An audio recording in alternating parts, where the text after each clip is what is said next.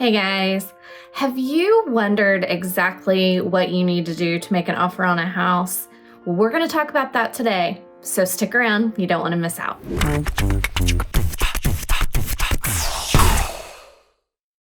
Hi there, I'm Heather Evers with Norman Homes and Lifestyle, brokered by Century 21. Today, we are going to talk about exactly what you need to put in to make an offer on a house. So, the first thing we are going to do if you want to put in an offer is I'm going to send you a questionnaire. It's really easy to fill out. It's going to have lots of questions. It's also going to have explanations about those questions so that you know how to answer and I know exactly what you want to put in an offer.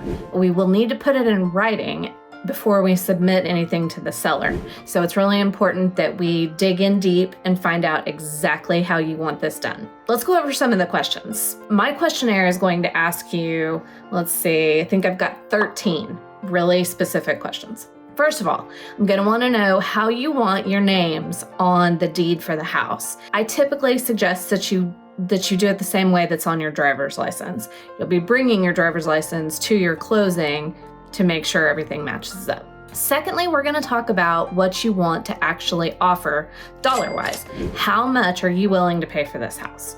So we will put that in writing as well. We're going to talk about earnest money. I need to know how much you want to put down. For our Oklahoma market, 1% of the purchase price is pretty typical, but that does not mean you have to put that much down. It's entirely up to you. The purpose of your earnest money is just to show the seller that you mean it. You do want to buy this house and you're willing to have a little skin in the game. The reason it's skin in the game is because there are circumstances in which the seller gets to keep your earnest money. There are also a lot of opportunities for you to get your earnest back as long as you do everything contractually, okay? So we'll talk very specifically about that and I will explain to you as we go the time periods that, hey, if something happens, you can still get your earnest money back right now. And hey, if you breach this contract, the seller is going to get to keep your money. So sometimes that applies is during the very initial period, your inspection period. We're typically going to ask for about 10 days to inspect the property. We'll talk about that here in a second. During that window, if you find something you don't like about the house or you have a nightmare where there are owls like flying all throughout the house and it freaks you out, you decide it's a bad omen, it doesn't matter what the reason is. If you decide you want out during your inspection period, we can cancel and get back your earnest money. Another period is if you are using a lender. If for some reason your lender cannot provide you a loan, you are entitled to get back your earnest money. Now, there are going to be some contracts that will stipulate that you don't get to get your earnest money back, period. If that is the case, if the seller sends that back to us, I will go over that with you very, very clearly. So if there's a dispute over this earnest money and who gets to keep it, I do not get to decide. It's not up to me. So you guys have to work it out either in mediation or you might even have to take it to small claims court. Another question I'm going to ask you is whether or not there's anything that you need included in the house to convey along with ownership. So say there's a porch swing that you think, well, that automatically goes with the house. It doesn't. We need to actually write that in the contract. So anything that you see, maybe a play set, maybe a shed, those are good examples of things that are not attached to the house, but we can write them in the contract if you would like to.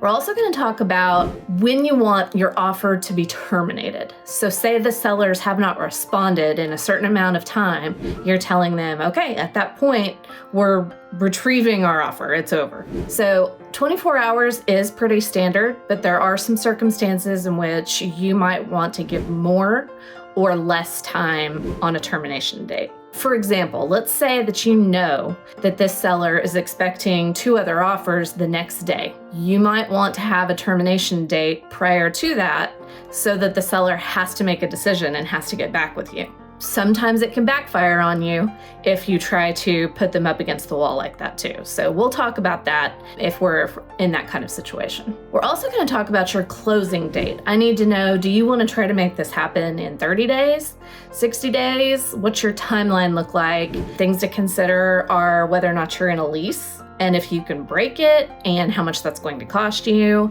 or if you have another house involved. If you have a house that has to close for you to buy this one, then we need to line up our closing dates. So let's definitely talk about that. I need some information on your loan right out of the gate. The very first thing I need to submit an offer for you is your pre-approval letter with your lender. I cannot express to you enough how important it is to just go ahead and get a pre-approval if you have said the word house.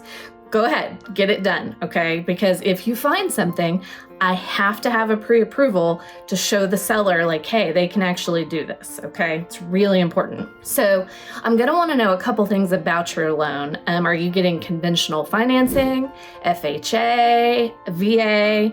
How much are you planning to put down? Those are some questions I'm going to ask. So we talked a little bit about your inspection period. Let's go into that a little bit further. So 10 days is kind of standard, but if for some reason for example, that you're worried about the wiring on this house and you have a very specific wiring specialist electrician that you want to come and look at this and he can't do it for 8 days, that's really not going to give us a lot of time to do what we need to do. So I might suggest that we ask for 14 days to inspect. So that's why that comes into play. I also need to know if your offer is going to be contingent on the sale of another house.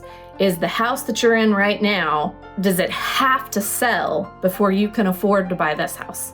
Or are you going to do bridge financing where you temporarily have 2 mortgages, and as soon as the other one closes, you pay off the first?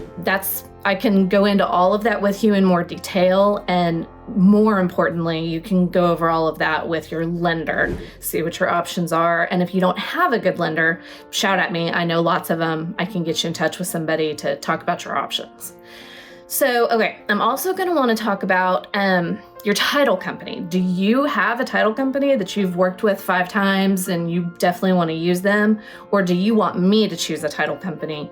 I definitely have lots in my arsenal. Also going to ask you if you want title insurance. And the answer to that is yes, always.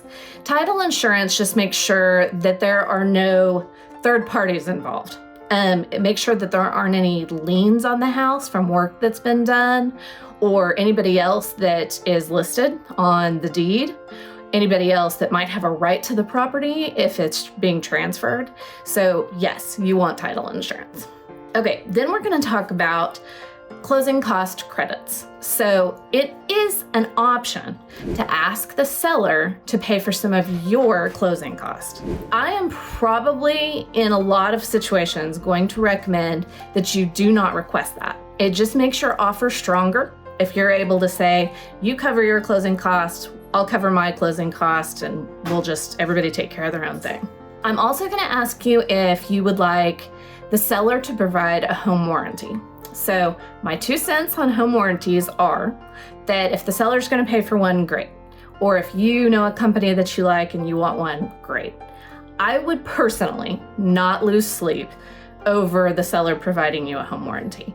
There's a lot of little print on those warranties and a lot of stuff that you hope's going to be covered and then it's only partially covered, or there was some other condition you didn't meet.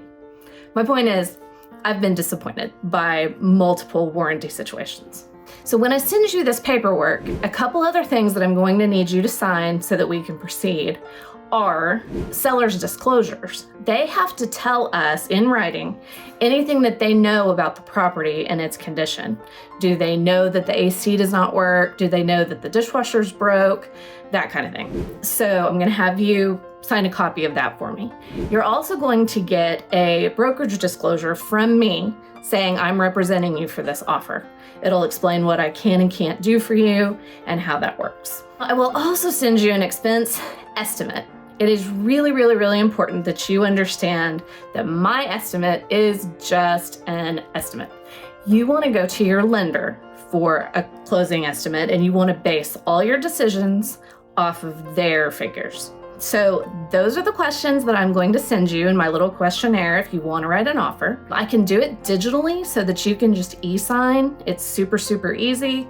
You click after you've read everything, your signature pops up, it comes right back to me. Super easy. So let me know if you have any questions about how to write an offer. If you'd like to see a copy of my questionnaire, I'm happy to send that over for you to look over. Before you go, be sure and check out some of my other videos. I've got one about how to buy a house that goes into lots of detail about the entire transaction process. Once you've done that, be sure and like, subscribe, and hit that little notification bell so that you find out when I've posted another video. Have a great day. Bye.